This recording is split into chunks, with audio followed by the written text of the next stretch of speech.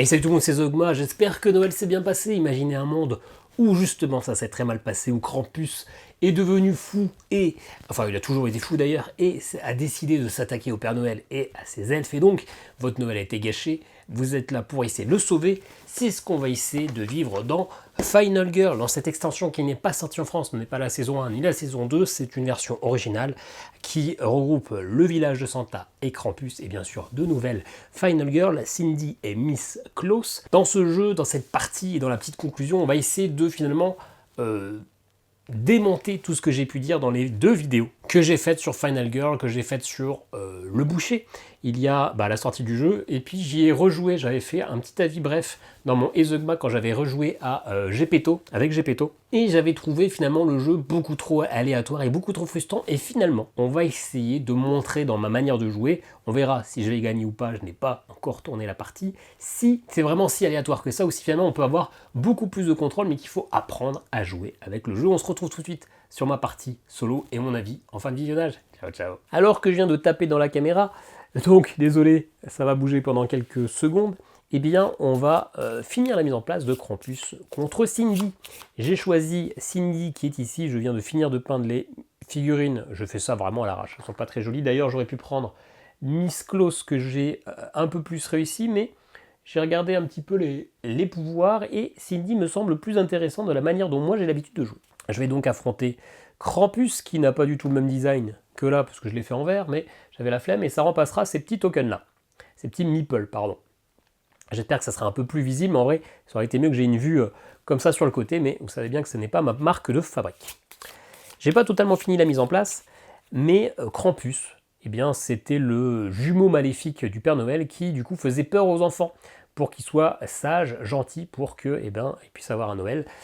Et il a tellement bien fait son travail que finalement, tous les enfants sont gentils maintenant, et donc il n'a plus de travail, et donc il s'ennuie, il va se venger, et il va essayer de faire un carnage parmi les petits elfes de Noël, qui seront donc les victimes de cet épisode. Je n'ai jamais joué contre Krampus, je n'ai jamais joué au village de Santa, j'espère ne pas oublier les petites règles particulières de ce niveau.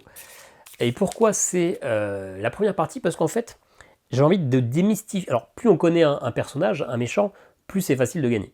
Il faut connaître ces petites techniques. Mais je veux un peu démystifier l'idée que j'en avais et que je vous ai transmise dans au moins 2 vidéos, que c'est un jeu de pure chance. En fait, je vais sûrement perdre. Ça, je dis pas le contraire. Il y a une part de hasard. Je ne sais pas quelles seront les terreurs qui vont être jouées, etc. Mais en fait, il y a moyen de gérer plus au niveau des dés. Parce que oui, pour valider les actions, on va lancer les dés. Mais en fait, on peut vraiment s'en sortir. On va dépendre des effets de l'ennemi, mais on va finalement assez peu dépendre du hasard pour nos effets à nous. Et donc c'est ça que je vais essayer de vous montrer sur une première partie contre eux, alors que c'est censé être la configuration potentiellement la plus dure. Est-ce que je vais réussir à m'en sortir?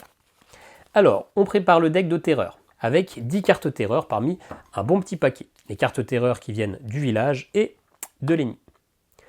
On va faire une mise en place avec, hop, celle-ci. Ça nous dit que Krampus commence ici, que Cindy commence là, et donc on va mettre des victimes à chaque fois qu'il y a écrit 1. Alors elles sont un peu dispatchées partout, c'est peut-être bien, peut-être pas bien, peut-être pas avec l'idée première que j'avais de la manière dont j'allais réussir ce niveau, mais écoutez, on fait comme on peut. Hop là, mise en place qui est écrite ici, déjouer, déjouer, déjouer. Un petit deck d'événements qu'on va mélanger, et on va révéler tout de suite un événement de départ, qui est It's Santa. Ah, c'est le Père Noël. Alors, ça nous dit qu'il faut rajouter le petit meeple blanc. Oh oh oh, joyeux Noël. Placer Santa dans sa maison. Bien. Quand Santa est avec moi, il n'y a pas de limite du nombre de victimes que je peux emmener avec moi. Parce que, on le reverra, mais normalement on peut emporter que 2 victimes avec nous. S'il y a Santa qui est avec nous, eh bien, on peut en emporter autant qu'on veut. Et donc Santa ne sera tué que s'il n'y a plus personne, aucune victime en tout cas sur son espace. Par contre, si Santa, il est mort, un gros boost au niveau de l'horreur, parce que forcément le Père Noël est mort, et gros boost au niveau de la soif de sang. Donc ça peut être un petit peu compliqué, mais en même temps, ça peut m'aider à faire le ménage un peu au niveau des victimes, parce qu'on va essayer d'aider les elfes, peut-être pas tous, mais on va essayer d'en virer un certain nombre du plateau. Pour cela, il faut les emmener avec nous. Quand on se déplace sur une case où il y a des ennemis, on peut emporter jusqu'à 2 victimes. Vous l'avez vu, donc avec le Père Noël, potentiellement, je peux en emporter autant que je veux. Et je dois les sortir au niveau des sorties qui sont ici. Quand je sauve une victime, je place ici sur une des cases vides et je gagne le bonus. Cindy, c'est que se déplacer. C'est un personnage plutôt sur le boost, sur l'accélération. Et quand tout ça c'est rempli, je retourne et j'ai mon pouvoir un peu ultime. Bien. Petite subtilité sur le plateau de Santa, c'est que quand je me déplace et que j'arrive sur une zone avec des elfes, les elfes, ils bavardent, ils disent t'as vu, patati patata, ils me font perdre mon temps, je perds autant d'unités de temps qu'il y a d'elfes, qu'il y a de victimes sur place. Et le temps, c'est ce qui fait que je peux potentiellement faire certaines actions. Arriver ici, c'est fin du tour immédiat. Et c'est surtout ce qui va me permettre d'acheter des cartes. Vous voyez qu'il y a des unités de temps, c'est le coût que je vais avoir pour acheter en phase d'organisation, qui est la deuxième phase. Bien, vous voyez qu'ici il y a des cadeaux, parce que Krampus va mettre des cadeaux. On y reviendra très vite. Il faut aussi qu'on mette des objets. Vous voyez qu'il y a l'étable, l'atelier du Père Noël et la maison du Père Noël, le Santa. Les zones qui sont orange avec une petite clé à molette, eh ben, c'est des zones où je vais pouvoir aller chercher des objets. Et donc pour ça, je vais mettre 3 petits decks de 4 cartes, avec toujours une première carte révélée. Alors la première, ce sont des bonbons. Si j'ai des bonbons et que je les défausse, eh bien je peux lancer 5 dés, et pour chaque dé, pour chaque succès sur un dé, eh bien je peux augmenter soit mon temps, soit récupérer de vie, soit me déplacer d'un espace. Donc ça ira dans les tables. Ensuite, une bombe de poivre. Si le tueur est sur mon espace, je peux défausser cette carte immédiatement pour arrêter la phase de l'ennemi. Ok, ça marche. Donc s'il arrive sur ma zone et que j'utilise ça, boum, ça annule. Plutôt intéressant. Et ici, le sac, la hotte du Père Noël, si je la défausse, je peux aller regarder dans cette zone-là et choisir l'objet en question. Donc ça peut être très intéressant et ça tombe bien. C'est au niveau de la maison du Père Noël, qui est juste à côté de moi, où en plus il y a le Père Noël. Donc ça, c'est plutôt très intéressant comme start de partie. Ok. Le tueur, qui est donc Krampus, il va essayer de faire un carnage, et plus il va faire de carnage, plus sa soif de sang va augmenter, et donc plus il y aura d'horreur, plus il y aura de puissance dans ses frappes, plus il va se déplacer vite. L'horreur, c'est ce qui est symbolisé ici. Je commence avec 4 d'horreur. C'est le nombre de dés que je vais pouvoir lancer. 3, 2 et 1. Krampus commence avec 10 points de vie, donc vous voyez qu'il y a 9 tokens plus 9 meeples plus ce token-là, parce que dans Final Girl, quand on inflige le coup fatal, potentiellement qu'il y aura un second souffle, on le retourne et peut-être que Krampus va récupérer de la vie. Mais c'est pareil pour Cindy. C'est pareil pour moi, je vais potentiellement récupérer de la vie. Bien, ça fait déjà 7 minutes qu'on parle, on va commencer à jouer. Première phase, la phase d'action. Je commence la partie avec toutes ces cartes-là qui ont un coût de 0. Ça peut être des cartes qui me permettent de me soigner, de faire une attaque faible, de me concentrer, donc de remonter l'horreur, de marcher, et c'est tout. Bon, moi j'ai besoin de me déplacer. Je ne peux pas rester sur place, c'est la carte la plus importante. Et donc on a dit qu'on allait tout de suite aller là-haut. On va marcher. Donc je vais devoir lancer des dés. Je suis en zone d'horreur neutre, je lance 2 dés. Les dés ont une chance sur 3 d'avoir un succès, les 5 et les 6. Une chance sur 3, le 3 et 4, d'avoir cette icône-là, et une chance sur 3, le 1 et les 2, d'avoir un échec obligatoire. Quand on est sur le 3 et les 4, on peut transformer ça en succès. Si on défausse, c'est écrit dessus 2 cartes. Et donc finalement, on va essayer de faire peu d'actions à chaque tour, parce que avoir des cartes en main, ça permet de confirmer des actions. Et donc finalement, si on a suffisamment de cartes en main, on a finalement 2 chances sur 3 à chaque fois de réussir nos actions. Et donc, il ne va pas falloir être trop gourmand, il ne va pas falloir faire trop d'actions. Il va falloir gérer plutôt nos cartes. Et c'est là qu'est le principe du gameplay, qui est des fois un peu mal perçu, parce que la partie elle est rapide, quoi. On n'a pas le temps de niaiser. Et pourtant, si on prend trop notre temps, il va prendre de la puissance. Maintenant, si on se dépêche trop, on va faire des actions de merde. Vous voyez, là, j'ai un succès et un truc qui peut se transformer en double succès. Je ne vais pas le transformer. Pourquoi ? Parce que moi, je vous ai dit que je voulais aller au Père Noël. Ça ne sert à rien de me déplacer de 2 zones parce que je veux rester sur place pour le prochain tour, aller potentiellement récupérer la hotte qui me permet d'aller récupérer un autre objet. Donc, je garde un simple succès. Je me déplace de une zone, j'arrive là, et je perds un temps. C'est le temps que ça m'a pris pour me déplacer. Petite règle de Santa's Village, quand j'arrive sur une zone avec une victime jaune, un elfe, je perds autant d'unités de temps qu'il y a d'elfes. Donc, le Père Noël n'est pas un elfe jusqu'à preuve du contraire. J'ai encore des actions, mais je m'arrête là. Je passe à la phase d'organisation. J'ai 4 unités de temps, je peux acheter autant de cartes que je veux, du moment que ça ne dépasse pas les 4. Et je vais prendre une recherche à 2, et je vais prendre les 2 cartes de justesse. Donc la recherche permet d'aller rechercher des objets. De justesse, ça coûte vraiment pas cher, donc c'est vraiment une carte que vous pouvez bazarder pour transformer des échecs en succès, et c'est clairement comme ça que je vais souvent l'utiliser.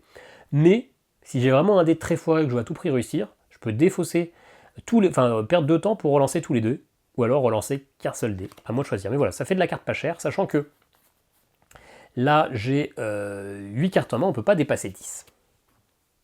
Bon, et ben les cartes que j'ai utilisées, je ne pouvais pas les racheter automatiquement, mais par contre, hop, elles reviennent dans le marché à la fin de la phase d'organisation. On passe à la phase du tueur. Et ben on suit ici. Il va d'abord cibler quelqu'un et l'attaquer.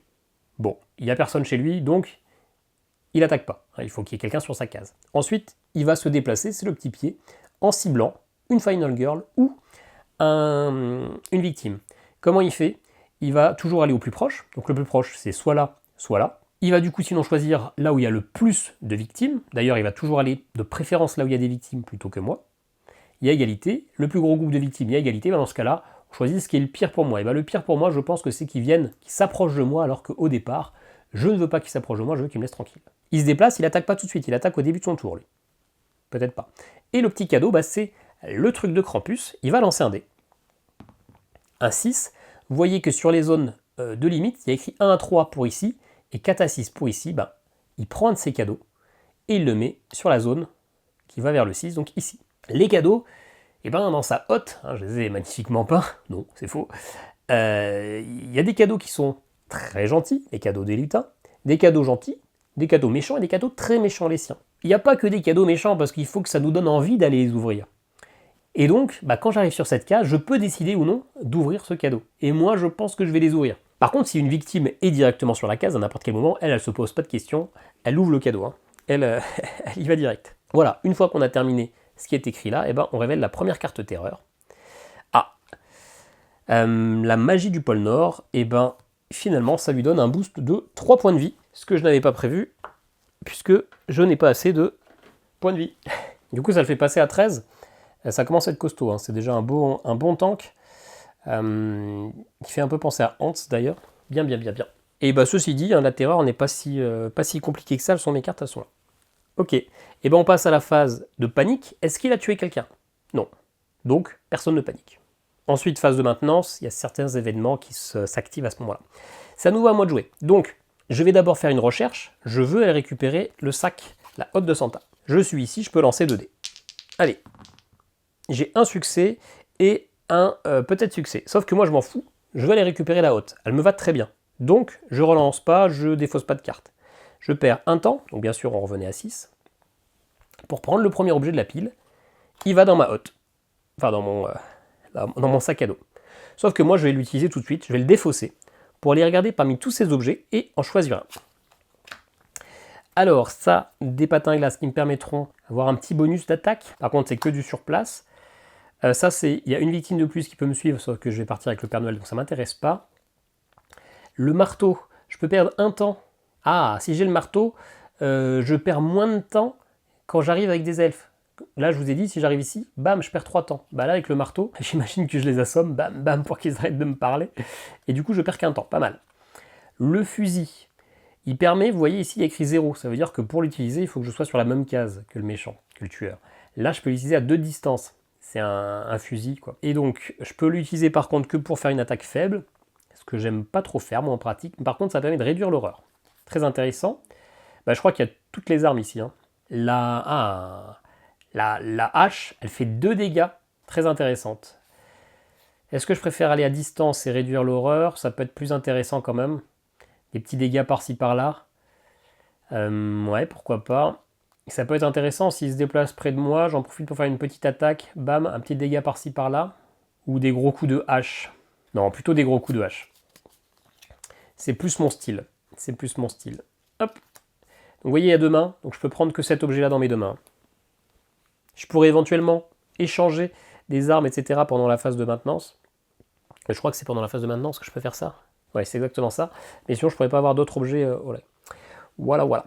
Ok, c'est bien, j'ai une belle arme pour le corps à corps qui fera plus de dégâts à chaque fois, donc ça va peut-être permettre d'accélérer. Maintenant, on va aller se barrer avec eux, on va aller les sauver. On va faire une marche ou un sprint. J'ai pas de sprint, donc on va simplement faire une marche. J'ai 2 dés. Allez. J'ai un succès et un truc qui n'est pas changeable. Je peux potentiellement perdre cette carte-là pour relancer ça.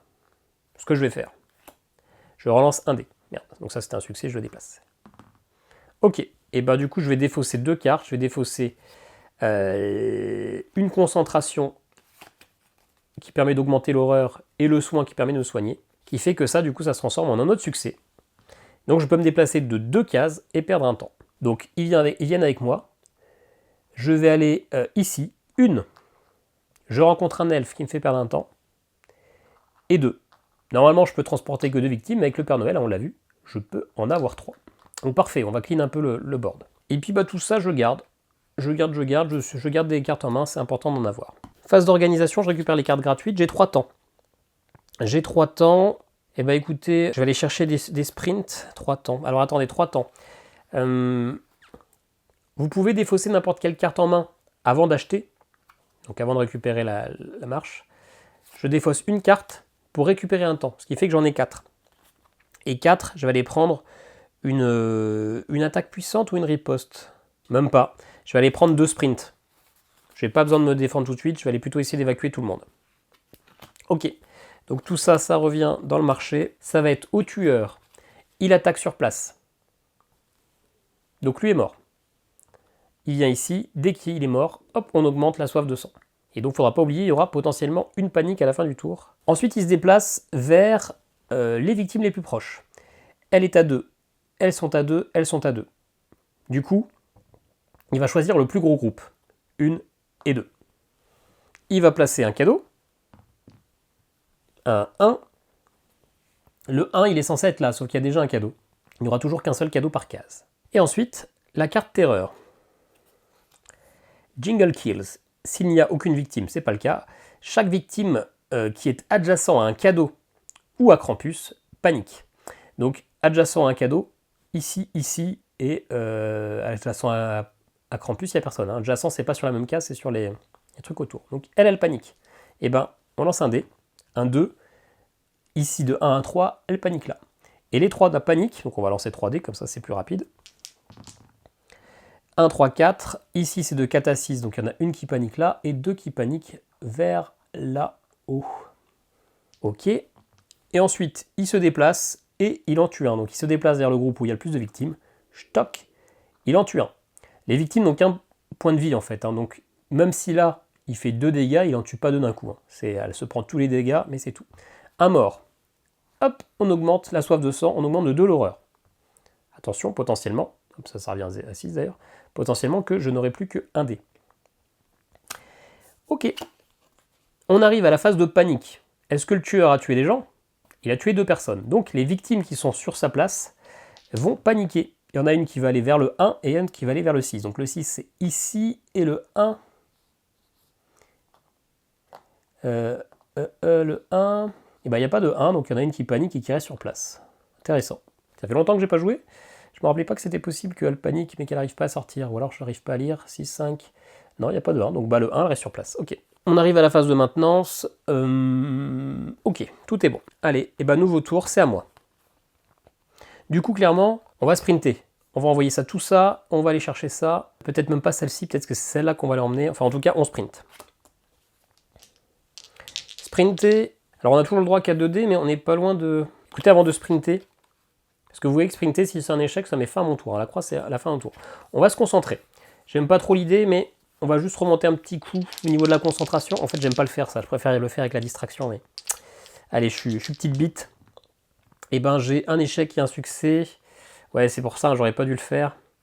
Je vais utiliser mon 2 justesse. Je vais perdre 2 temps, tant pis. Pour tout relancer. Ok, j'ai un succès. Ce qui me permet que je perds un temps, mais j'augmente de 1. C'est un petit tour, là. Je fais un peu de la merde. Je vous avoue que c'est pas comme ça qu'il faut jouer. Allez, je sprint. J'ai le droit à 2D. J'ai un échec et un potentiel succès, bah, je vais défausser mes 2 cartes. Comme ça, j'ai quand même un micro-succès, je perds un temps de plus. Et je peux me déplacer de 2 cases, donc tout ça, hop, ça vient avec moi. Je sauve les 2 là. Ce sont les premières victimes que je sauve. Ah ouais. Et vous voyez, je recouvre les 2 bonus, c'est un déplacement. Donc ça fait 1 et 1. J'arrive sur un elfe, je perds un temps. Il me reste encore un déplacement. On va les emmener ici. Et 1. Et hop, je suis arrivé à 0. Parce qu'à la fin de mon action de sprint, je perds un temps. Ok, ben c'est la fin, on passe à la phase d'achat. Ben, j'ai 0 temps, donc je suis obligé de prendre que les cartes gratuites. Donc c'est un petit tour, j'aurais vraiment... En fait, j'aurais pas dû me concentrer, hein, c'est une erreur. C'est une erreur, c'est une erreur. Se concentrer, ça fait perdre du temps. C'est pas utile, c'est pas utile. J'ai un peu paniqué pour rien. C'est pas utile. Mais bon, allez, on a clean un peu le board. C'est le principal. Hop, on repasse à 6. Donc lui, il va attaquer. Et lui, hop, donc on augmente sa soif de sang. Il va ensuite se déplacer vers la victime la plus proche. Et bah c'est elle. Et il va déposer un petit cadeau en 4. Le 4, c'est en bas, ici. Donc j'allais peut-être chercher le cadeau. On verra bien. Et la terreur. On met cette carte au-dessus du deck. Ah, terreur. Ah, ok. Et on met le tueur dessus. On pioche un nouvel événement. Qu'on va voir juste après. Et, ok, au début de sa prochaine phase, il arrive à mon endroit. Ok, ok. Intéressant. Intéressant. Donc là, il est plus là. Et du coup, on place le chef des elfes. Il est au niveau de l'atelier du Père Noël. Et quand il est avec moi, quand je le promène, une fois par tour, je peux faire une action de recherche, comme si j'avais l'action. Par contre, s'il est mort, hop, eh bien on augmente un peu plus la soif de sang. Ok, pas mal, ça permet d'aller chercher plus d'objets après ce que j'ai envie, je sais pas. Ok, bah, phase de panique, il n'y a personne sur la case de Krampus, hein, donc même s'il a tué des gens, eh bien pas de panique, tout va bien. Phase de maintenance, il n'y a pas d'effet de maintenance. Ok, bah c'est à moi, j'ai quand même pas grand chose. Hein. On va faire une marche, on va sauver eux. Hein. J'ai 2 dés, j'ai un succès. Est-ce que je défausse plus de cartes? Non. Je vais garder mes cartes en main. Je vais donc me déplacer de 1. Hop, lui il est sauvé, ce qui me permet de me redéplacer de 1. Très bien. Et donc je perds un temps. Je vais défausser ma halte pour récupérer un temps supplémentaire. Et donc je passe à la phase d'organisation. Je prends toutes les cartes gratuites. Je vais prendre une riposte à 4. Parce que il va arriver là où je suis. Et donc il risque de m'attaquer. Et du coup, j'ai une riposte, j'ai de les marches. Je vais prendre les 2 cartes de justesse. Hop, voilà, j'ai fait tous mes achats. Je vais un peu vite, je sais. Vous voyez à quoi ça ressemble? Il y a une autre vidéo sur la chaîne. Ok, allez, au début de sa prochaine phase, qui est maintenant, il arrive sur ma zone, et cette carte-là, elle est supprimée. Il commence par attaquer.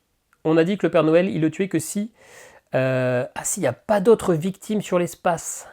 Ah ouais, j'ai cru que c'était s'il n'y a plus de victimes sur le plateau tout court. Oh la vache. Ah ouais, donc c'est pas moi qui l'attaque là. Il attaque le Père Noël.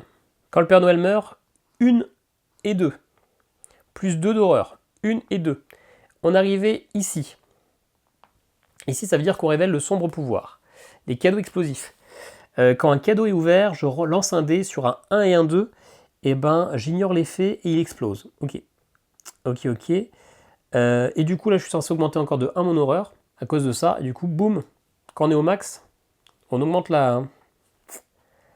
Ah la vache. Ah la vache, ça m'a fait mal, là. Ah ouais, j'ai pas pensé à ça. Hein. Parce que sinon, j'aurais pas sauvé ma victime. Là, c'est moi qui ai fait une erreur. J'ai cru que... c'est pour ça que j'ai pris une riposte. J'étais persuadé que c'était moi qui l'allais attaquer, en fait. Et du coup, que j'ai pouvoir lui faire des dégâts en retour, potentiellement. Commencer à l'attaquer. Mais en fait, non, non, là, j'ai fait une grave erreur. J'ai mal lu. C'est quand il n'y a plus de victimes. Donc pas dans le jeu, mais sur l'espace. Et du coup, ça, c'était clairement prévisible et évitable. Donc j'ai fait de la merde. J'ai fait de la merde, ce qui a sûrement me coûté la partie, parce que là, il est quasiment au max d'horreur. Il fait chier. Ok. Du coup, il se déplace. Bah, il se déplace pas, il est déjà où il y a moi. Il place un cadeau. Il place un cadeau en 5. Le 5, c'est en haut. Ok. Et donc, une carte terreur. Il augmente encore de 1 l'horreur. Bam. Donc, il encore augmente de 1 l'horreur. Bam. Nickel. Il va m'attaquer quand même. Bon, du coup, je vais quand même pouvoir utiliser ma riposte. Il m'attaque en faisant 4 dégâts. J'utilise ma riposte. Malheureusement, je peux lancer qu'un dé.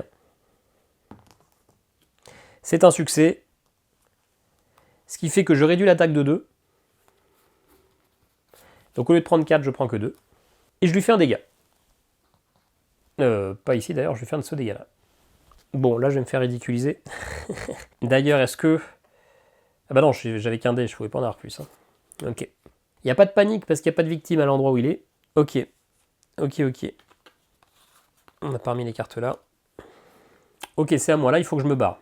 Il faut que je me barre potentiellement. J'ai même plus le Père Noël. Je peux peut-être aller chercher lui à l'étable et me barrer avec. J'ai une marche. Il faut que je me barre. Le problème, c'est que si du d'autres victimes, hein, il va commencer à se heal. En fait, la partie, elle est totalement perdue. Bon, bah, je vais commencer par me concentrer de toute façon. Il faut que je récupère un petit peu de... Hop là, c'est un succès. Déjà, je gagne 2 temps. Et hop là, maintenant, j'ai 2 dés. Bien. Est-ce que je lui fais une petite attaque faible tant qu'on est là? C'est risqué en vrai. Hein. Je peux perdre de la vie, mais... Allez, non, on va faire l'attaque faible parce qu'en fait, on a ma hache. Et d'ailleurs, peu de misplay que l'on va tout de suite régler. Ça affecte la riposte. Hein. Donc je lui faisais pas qu'un dégât, je lui en faisais 2 de plus. Hein. Donc bien sûr qu'on va pas se priver. Ok. Et du coup, bah, je vais faire une attaque faible en lançant du coup 2 dés. Tant qu'on est là, autant en profiter. Hein. On fait un simple succès. Donc, je lui fais 1 dégât plus 2. Je fais 3 dégâts. D'ailleurs, je les retire pas du bon truc. Hop, j'en remets 2 là. Pour défausser les 2 qui sont là. Par contre, je perds quand même un point de vie, moi aussi. Hein. Donc attention. Et maintenant, bah, je vais me barrer. Hein. Quoique, je peux me défendre de 2. Non, je vais me barrer. Le truc, c'est que s'il va cibler, est-ce que je reste sur place? Il y a peut-être une idée là, hein, de rester sur place pour tanker ses dégâts. Non, je me barre. Je me barre. Allez hop. J'ai un succès. Et bien écoutez, ça me va. Je prends le succès, je perds un temps et j'arrive ici sur le cadeau. Peut-être plutôt ici, je vais aller. Plutôt ici. Comme ça, je reste pas loin de lui. Et le cadeau, je vais le révéler. Oh! Ça permet de réduire l'horreur. Sauf que rappelez-vous, il y a cet effet-là. Sur un 1 ou un 2, ça annule l'effet. Et en plus, ça explose. Ok. Tout va bien. Donc hop, je retire une horreur. Ça, c'était un cadeau positif. Bah, d'ailleurs, ça annule celui-ci qu'on a révélé tout à l'heure. Tout simplement. Ok, bah je reste là, je bouge pas plus. Ça me va. On a donc 7 capacités d'achat. Donc je prends les 2 défenses qui me font passer à 3. Bien sûr, je prends les gratuites. 1, 2, 3, 4, 5, 6, 7. L'attaque critique, là, elle est vraiment très forte. Hein. Est-ce que je l'aurais pas prise plus tôt? Non, j'ai besoin de me défendre. Il y a des chances qu'ils viennent m'attaquer. Je la prendrai au prochain tour. Il me reste sur route 3 d'attaque. Les 3 d'achat, pardon. Et je vais aller chercher... J'ai de la marche encore. J'ai une marche. Il ne devrait pas aller trop loin. Je vais prendre une improvisation qui permet de transformer des cartes en succès. Pour le prochain, des 3 et des 4 en succès. Pour le prochain tour. Ok. Allez, à lui, il attaque sur place. Il n'y a personne. Il se déplace vers le groupe le plus proche. Il balance un cadeau. Un 5, le cadeau, il le met bah, là où je suis. Ok, et terreur. Oh, il se heal à nouveau. Enfin, il se prend 3 points de vie là. L'esprit... Ah, et en plus, à chaque fois que j'ouvre un cadeau, il se heal. Donc clairement, je vais pas ouvrir de cadeau. Mais ça, je suis curieux. Hein. J'ai encore jamais vu ces gros cadeaux-là. Mais en même temps, ça, j'ai pas envie de les découvrir non plus. Hein. Bien. Ok, petit tour léger, mais il s'est heal de 3 quand même. Hein. Et j'ai pas de quoi aller l'embêter. 1, 2, 3, 4, 5, 6, 7, 8. Eh bah écoutez, je vais... Alors ça du coup, ça revenait dans le marché pour le prochain tour. Je vais essayer d'aller prendre eux et les faire s'enfuir. Le truc c'est que là, où c'est plutôt eux que je vais venir chercher, parce que sinon il va les tuer. Je vais faire... J'ai pas pris de sprint? Non, j'ai pas pris de sprint. Mince. Parce que du coup, avec la marche, j'arrive pas à les sauver. Hein. Bah, allez, je fais quand même une marche, je jette 2 dés. J'ai... Bon, je vais utiliser injustesse pour perdre 2 temps. Ça m'embête ça. J'ai pas envie de les laisser sur les cases. S'il les tue de 2, à chaque fois qu'il dépasse ça, non seulement il défausse une carte terreur, donc il accélère la fin de la partie parce qu'il va révéler son pouvoir final, et en plus il se heal. Et j'ai pas envie qu'il se heal, donc ouais, je vais perdre 2 temps, tant pis. Pour relancer tous mes dés. Merde, je fais n'importe quoi, je bouge toutes les cartes. Allez, 2 dés. Bah écoutez, ça me fait défausser 4 cartes. Je le fais. 1, 2. 1 et 2. Allez, comme ça je fais un double succès. Une, il y a 2 elfes, je perds 2. Et 2, ils viennent avec moi, ils se déplacent. Ils sont pas sauvés encore. Et du coup, je m'arrête là, fin du tour. Il me reste plus que 2 temps, donc je prends les gratuites. Et écoutez, je vais aller chercher un sprint. Bon, allez. J'ai pas perdu, hein. J'ai de la vie, j'ai pas beaucoup de vie. Mais lui, je peux lui faire pas mal de gros dégâts. Il fait d'abord des dégâts sur place, pas possible. Il va se déplacer au groupe le plus près avec des gens, c'est-à-dire moi. Allez, il va lancer un dé pour un cadeau. Un 1. Le 1, c'est... Eh ben, il n'y a pas. Donc j'imagine qu'il le met sur place. Le problème, c'est que quand il y a un cadeau au même endroit qu'une victime, la victime, elle l'ouvre. Ok. Et on applique l'effet. Défausser la prochaine carte. Ça va, il y a pire. Et du coup, il fait son effet terreur. Son effet terreur, on augmente de 1 l'horreur et on rajoute un événement. On place 2 nouvelles victimes. Bah écoutez, on va prendre celles qui sont mortes. Au niveau du runaway. Et 2 nouvelles victimes, bah du coup il faut aller en chercher dans la boîte au niveau des étables. Et si Santa est en jeu, il part là-bas. Bon, c'est pas le cas. Ok, bon là il y a plein de victimes, il va pouvoir se régaler et ce heal, ça m'arrange un peu moins. Est-ce qu'il a tué quelqu'un? Il a tué personne, donc il n'y a pas de... personne ne panique. Ok, phase d'organisation, on est bon. Ok. Alors, je vais marcher, je vais me déplacer. Je vais même sprinter, comme ça j'ai plus de chances de réussir. Ouais, je vais sprinter, comme ça je reviens. 1, 2, j'attaque et je me barre. Ou je me déplace. J'attaque et je me barre. Non. Allez, je sprint, je lance 2 dés. Il me faut un simple succès, ça me va. Simple succès, je perds un temps. Je me déplace de 2. Donc bien sûr, je les emmène avec moi. 1, et puis moi je reviens là. Donc hop, j'aurai le droit à un déplacement de plus, mais je le fais pas, je reste là. Et hop, on a fait totalement Cindy. Pour chaque victime en plus que je soigne, donc il y en a une en bonus, je gagne un temps. Pas que je soigne, mais que je sauve. Et maintenant, à chaque fois que je fais une action de me déplacer ou de sprinter, j'ai plus d'échecs. Je suis minimum au succès de base. Et ça, c'est cool. Et donc j'avais un déplacement bonus, mais j'ai pas souhaité le prendre parce que je veux rester là où il y a Krampus. Hop. On va... D'ailleurs, il y avait un trésor ici, hein. Je l'ai bougé, je crois qu'il était sur ma case. Ouais, c'est ça. Et du coup, moi, je vais l'attaquer, en fait. Hein. Tant que je suis là, je vais faire une attaque faible. Ça fait que 1 dégât, mais j'ai un bonus de 2. Hein. Allez, et là, on veut du succès. On a double succès, ça, c'est parfait. Donc, je perds pas de points de vie. Je lui fais 1 dégât, plus 2 dégâts. Ce qui fait donc 3 dégâts. Et on défausse ça. Il me reste 6 temps. Et bah, écoutez, je vais rester sur place. Parce que comme ça, je prends une riposte. Parce qu'il va m'attaquer. Et je vais prendre les 2 justesses. Voilà, j'arrive à 6, 0. 1, 2, 3, 4, 5, 6, 7, 8. Parfait. J'ai 8 cartes, hein, je peux aller jusqu'à 10. Là, franchement, on est bien. On est bien revenu. Il lui reste 7 points de vie, moi 2. Ok, mais je peux me protéger, hein, j'ai de la défense, ouais. Et bien, il commence par m'attaquer. Il m'attaque à 4. Je vais faire une riposte. Une riposte, je lance 2 dés. Allez, un simple succès, et bien sûr que je vais défausser 2 cartes. Je vais défausser une concentration, et puis un 2 justesse. Ça ignore tous les dégâts de l'attaque, et en plus je lui mets 2, plus 2, donc je lui retire 4. Donc là, il commence à plus faire le malin. La riposte, elle est au petit. Il se déplace, mais il reste vers moi. Il va balancer un cadeau, potentiellement un 3, un 3, un 3, et ben il remet un cadeau là-haut, mais il y en a déjà. Hein. D'ailleurs, cet événement se défaussait après, hein, puisque tout était fait. Celui-là aussi se défausse parce que le Père Noël, il est mort. Ok, et donc bah, il va jouer une carte terreur. S'il n'y a pas de victime adjacente, c'est pas le cas, j'y suis. Il va lancer... Il va lancer des... non pas des boules de neige, mais des boules de charbon. Il en lance 3. Donc on va lancer 3 dés. Une pour chaque boule. 1, 2, 1, 4, 1, 6. Ok. Et qu'est-ce que ça fait on va regarder justement les zones sur lesquelles il envoie. 1, 4, il envoie une boule ici, il n'y a personne.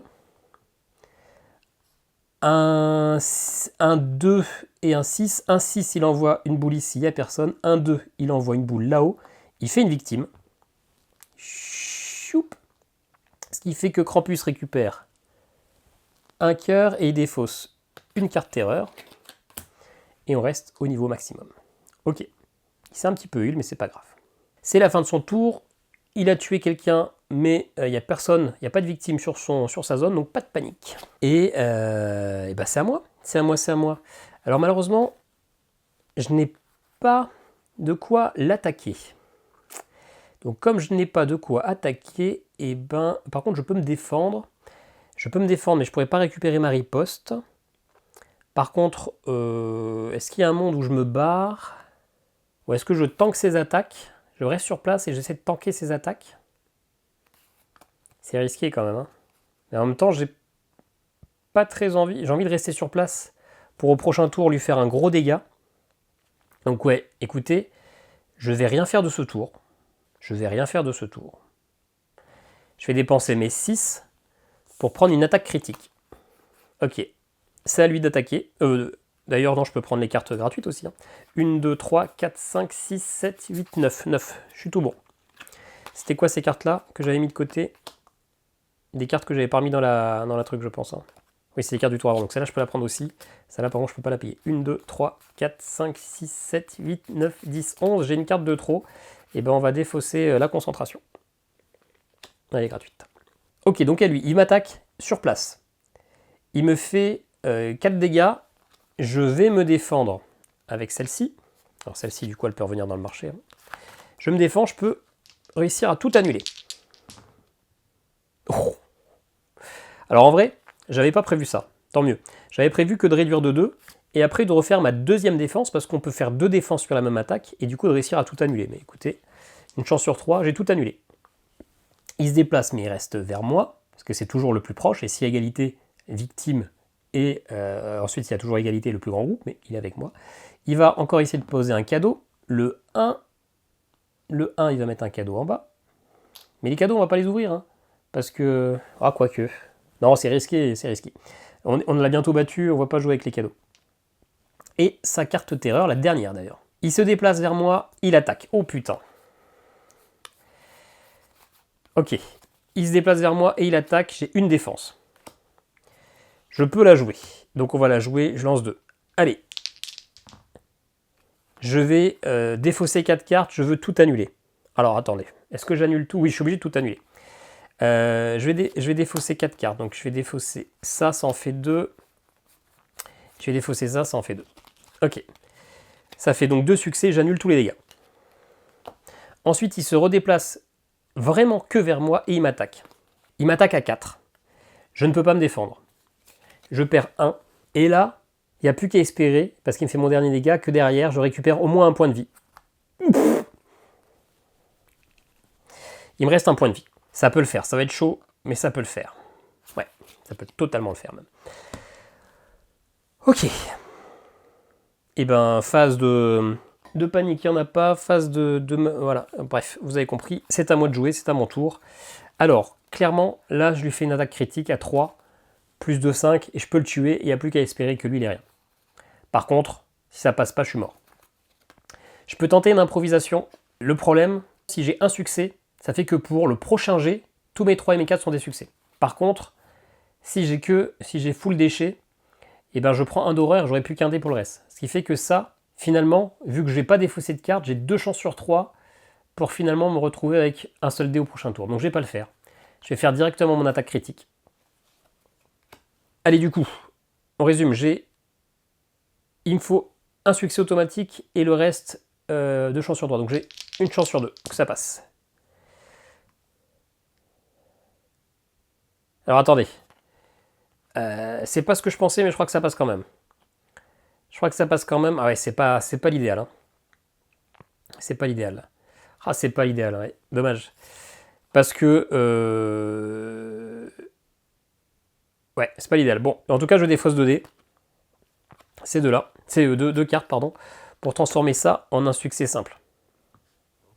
Je lui fais 2 dégâts. Plus 2 dégâts, ça fait 4. Je réduis de 1 l'horreur. Par contre, c'est la fin de mon tour.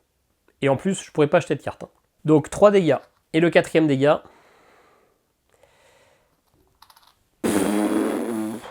Ça passe. Ça passe. Hein. Parce que si ça passait pas, c'était la fin de mon tour, il me déglinguait. Il n'y a pas d'autre doute. Et ouais. Bah ok. J'ai chaté, je crois. Je crois que j'ai chaté quand même à la fin. J'ai chaté, mais au départ, j'ai pris très cher. Donc finalement, ça équilibre. Bon, et bah écoutez, bah voilà, c'est une victoire contre Krampus. À un poil de cul, hein. Parce que si j'avais pas mon petit point de vie là, c'était foutu. À la fin du tour, on révélait. Bah, il n'y avait plus de carte terreur. Ah d'ailleurs, j'aurais dû l'activer, j'aurais dû le révéler tout de suite. Parce que là, c'était un nouveau tour. Mais ça change rien, c'était quoi? C'était parce que du coup, il peut plus piocher de cartes, donc s'il change un peu, donc après, il enchaîne 2 attaques d'affilée. Hein. Donc ça, au prochain tour, on était forcément mort, on se prenait 2 attaques d'affilée. Quoi. Ok, et bah c'est une victoire. Sur le fil, mais de toute façon, c'est toujours comme ça que ça se passe. Mais vous voyez que c'est la première fois que je découvrais, je connaissais pas trop les caractéristiques de Krampus, et vous avez vu comment essayer de gérer ses cartes. Essayer de faire peu d'actions, mais avoir toujours un gros pool de cartes. Il faut toujours essayer d'avoir entre 7 à 10 cartes pour pouvoir vraiment défausser et faire des grosses actions, des gros tours. Une arme, c'est bien, ça m'a clairement healé ici parce que j'ai fait un mauvais start, mais on peut se débrouiller sans, hein, avec des ripostes, tout ça. Bref, on se retrouve tout de suite pour mon avis sur le jeu. Bon ben voilà, je ne sais pas si j'ai gagné en vrai parce que, comme je vous l'ai dit, je fais l'intro et donc la conclusion aussi avant de faire ma partie, mais c'est pas un souci, je joue régulièrement à Final Girl, donc mon avis a bien changé par rapport à ses débuts et finalement il n'est pas prêt de changer. J'espère quand même que ce n'a pas été une grosse déculottée, sinon ça va être difficile de vous faire accepter mes propos. Mais oui, Final Girl n'est finalement pas un jeu totalement aléatoire où vous n'allez faire que subir et où vous n'aurez que très peu de chances de gagner. C'est loin d'être le cas. Alors bien sûr, c'est un jeu avec plein d'aléatoires, c'est une certitude absolue et c'est thématique. Vous êtes une Final Girl, vous êtes en train de lutter pour votre survie, tout le monde se fait assassiner autour de vous, vous êtes à ça d'y passer. Il ne s'agit pas d'avoir un jeu ultra précis, avec des calculs, avec une stratégie fiable, parce que finalement vous perdrez tout le fun du jeu, à savoir essayer de survivre, et justement quand vous réussissez à vaincre, et bien là, c'en est que plus beau. Et donc malgré les stratégies que j'ai pu mettre en place, peut-être que j'ai perdu, mais c'est pas grave, c'est juste un jeu où finalement, quand vous perdez, certes vous avez manqué de chance, des fois vous avez mal géré, mais finalement c'est pas aussi frustrant, aussi j'ai vraiment pas de chance qu'on pourrait le croire. Alors déjà Final Girl c'est un jeu uniquement solo, et ça c'est plutôt cool. C'est clairement un jeu qui peut attirer des joueurs non solo vers le jeu solo, parce que bah, justement c'est ultra thématique, se faire poursuivre par des meurtriers, c'est assez fou, le matériel est top, chaque petite boîte il y a un assassin et de l'autre côté un plateau de jeu, vous pouvez tout mélanger, toutes les boîtes etc. et faire des trucs fous, il y a une rejouabilité folle puisque vous pouvez choisir votre Final Girl parmi, je crois qu'il y en a, il y a 5 boîtes par saison, donc 10 par saison, donc pour l'instant il y en a 22. Avec celle-ci, il y a 11 tueurs. Dans chaque plateau, vous aurez finalement des objets. Tous les objets ne seront pas là à chaque fois. Tous les événements ne seront pas joués. Généralement, vous jouerez 3 événements sur une dizaine ou une quinzaine, je ne sais plus. Les cartes terreur de l'assassin ne seront pas toujours les mêmes, enfin le meurtrier, le killer, le tueur. Les cartes pouvoirs spéciaux de l'assassin ne seront, enfin j'ai du mal, pourquoi je dis assassin toujours, seront pas les mêmes à chaque fois, donc finalement chaque partie va être diablement indifférente, et ça c'est fou. Et alors c'est sûr que si vous mélangez tout plein de contenu, que vous prenez une Final Girl d'une boîte, puis un truc d'une autre boîte, puis un truc d'une autre boîte, bah ça va vous demander d'aller chercher un peu dans toutes les boîtes. En pratique, c'est quand même assez rapide. Si vous voulez la partie avec le village, et bah vous prenez juste la boîte, la partie qui est là, et vous n'aurez pas à vous mélanger avec la partie qui est du tueur, qui est de l'autre côté. Donc finalement, c'est quand même bien qu'ils aient fait une boîte recto verso, parce que finalement, vous allez à l'essentiel. Alors c'est sûr que vous allez souvent ouvrir le côté avec le tueur, alors que vous vouliez le village, et vice versa, mais finalement, tout est bien rangé, tout est facile à mettre en place, et ça franchement, c'est cool. Il faut juste savoir où vous allez ranger les boîtes, donc les mettre côte à côte. Donc finalement, c'est un jeu où beaucoup, et moi le premier il y a encore un an, ragions sur le fait que il y avait des cartes tueurs qui étaient incroyables. Vous preniez cette carte-là, c'était game over direct. Et puis aussi le fait qu'il y a ces dés, et quand les dés veulent pas, et ben ils veulent pas. Pour petit rappel, si vous n'avez pas regardé la partie, les dés, il y a 6 faces, ce sont des dés classiques, il y a 2 faces avec un succès immédiat, 2 faces avec un succès potentiel, si vous défaussez 2 cartes de votre main, et 2 faces avec un échec direct. C'est un jeu où vous allez jouer des cartes actions, et avec ces cartes actions, vous allez devoir lancer des dés pour valider tel ou tel succès. Est-ce que c'est un jeu avec vraiment pas de chance? Si je résume, on a une chance sur 3 d'avoir un succès sur un dé. Et sur chaque carte, action que vous jouez, il y a toujours quelque chose avec au moins un succès. Donc de base, vous avez une chance sur 3, même quand vous lancez du 2D, on va dire qu'il y a un dé dont vous fichez totalement du résultat, et l'autre une chance sur 3, donc une chance sur 3 de toujours réussir, d'avoir le succès au moins simple. Il faut finalement augmenter cette statistique en ayant toujours la possibilité de défausser 2 cartes. Vous l'avez vu, vous avez des cartes, vous avez un dé où il y a 2 faces, si vous défaussez 2 cartes, ça se transforme en succès. Dans ce cas-là, si vous partez du principe que quand vous jouez une action, vous avez toujours 2 cartes en backup dont vous n'avez rien à faire, ben vous avez toujours 2 chances sur 3 de valider votre action de base. Et bien sûr, quand c'est une forte carte que vous voulez utiliser, il faut avoir au moins 4 cartes en main pour pouvoir potentiellement transformer 2 succès sous contrainte en 2 succès pleins. Et donc ça va être là le jeu. Bien sûr, vous aurez toujours une chance sur 3 d'avoir un échec critique. Des fois, vous y pouvez rien, il ne faut pas tout miser sur une carte, il faut toujours avoir une solution de secours. C'est pour ça qu'il faut être minimaliste. La clé dans ce jeu, c'est de jouer une carte si vous savez que vous allez pouvoir à peu près, à coup sûr, faire quelque chose. Si vous voulez jouer à fond votre attaque puissante, jouez-la pas juste quand vous avez que 4 mains à côté. Jouez-la si vous avez aussi un 2 justesse, comme ça vous pourrez éventuellement, en dépensant de temps, relancer tous vos dés. Ou quelque chose comme ça. C'est un jeu où finalement il faut anticiper. Il ne faut pas juste se dire c'est une course contre la montre et donc je vais essayer de faire le plus d'action possible et d'avoir plein de cartes. Non, au contraire, c'est un jeu où il faut prendre son temps. Il faut faire peu d'actions, mais les faire de manière optimale. Et bien sûr, les meilleures actions sont les actions qui coûtent les plus chères. Donc là aussi, ça vous demande d'être parcimonieux, utiliser peu de cartes, revendez des cartes pour pouvoir augmenter votre temps pour acheter des meilleures cartes. Et c'est vraiment là le jeu. C'est essayer de faire peu, mais de le faire bien, d'avoir toujours des actions, des possibilités de secours. Et c'est aussi pour ça qu'il faut que le jeu soit méchant, qu'il faut que le jeu soit plein d'aléas. Parce que finalement, si vous vous dites que vous avez toujours un backup avec des cartes, que finalement votre statistique elle est toujours de 66% de chance de réussite et que sur des grosses actions vous prévoyez le coup, donc vous augmentez votre statistique, et le jeu va devenir ultra simple, ultra plat et vous ferez finalement toujours la même chose. Et donc c'est en ça que ce jeu est ultra intéressant, c'est qu'il vous propose une grosse dose aléatoire où vous n'aurez pas une stratégie obligatoire à chaque partie, mais vous allez devoir finalement orienter, réfléchir aux points forts de l'ennemi. Alors bien sûr, plus vous allez le connaître, plus vous connaissez ses points forts. Au point fort de votre personnage, c'est simple, c'est son pouvoir spécial, il va falloir essayer de débloquer ce pouvoir spécial assez rapidement et jouer avec. Et donc finalement, c'est un peu comme Horror Arkham. Horror Arkham, ça a frustré plein de gens parce que c'était difficile. Il y avait ce mince, comment il s'appelle le sac mince bref, le trou de mémoire. Horror Arkham, petit à petit, vous apprenez à perdre et vous apprenez à jouer avec les statistiques pour valider vos tests de compétences. Et là, c'est pareil. C'est un jeu où vous apprenez à perdre, vous apprenez que la finalité en soi, c'est d'avoir perdu et que vous allez faire en sorte plutôt d'essayer de balancer la balance, de faire pencher la balance de votre côté et de jouer avec ces statistiques et de, à chaque fois, ne pas rester figé dans une stratégie, mais s'adapter. Bien sûr, il y a des choses plus fortes que d'autres. Si vous arrivez à récupérer une arme, c'est très fort. Si vous arrivez à vite sauver plein de victimes pour vider un petit peu pour que la soif de sang de l'ennemi, c'est très fort, mais vous n'allez pas pouvoir toujours faire avec, mais il y a toujours des moyens de s'en sortir, et donc il faut savoir s'adapter et y aller petit à petit. Finalement, vous n'êtes jamais vraiment stressé par le temps, parce que même quand l'ennemi a sa soif de sang au maximum, vous avez la possibilité de récupérer des ripostes, vous avez la possibilité de récupérer des défenses, et donc finalement, même s'il va vous faire 4-5 dégâts d'un coup, vous avez la possibilité de les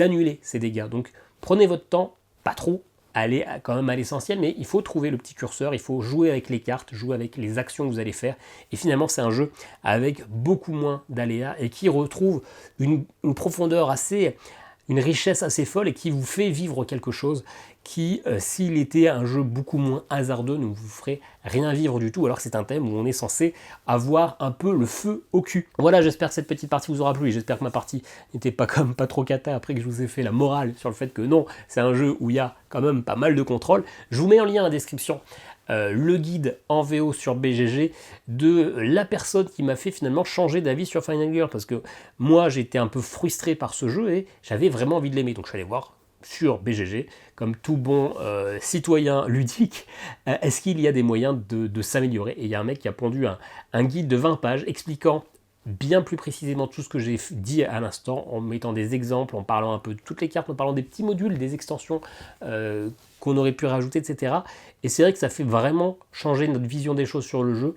et on le prend avec une autre philosophie et on améliore quand même grandement nos chances de victoire. Donc merci à lui, je vous le mets en description. Alors il y a une version française qui se trouve aussi en traduction, mais c'est une traduction française qui ressemble plutôt à du Google Trad. Elle est un petit peu maladroite quand même, donc je préfère vous mettre la version anglaise qui est quand même bien plus agréable à lire. Voilà, n'hésitez pas à me faire votre commentaire, votre retour sur Final Girl. J'espère que vous avez passé de bonnes fêtes. Nous on se dit à très bientôt. Si jamais il y a des petits liens affiliés en description, et puis nous on se dit à très bientôt pour une nouvelle vidéo. Ciao ciao.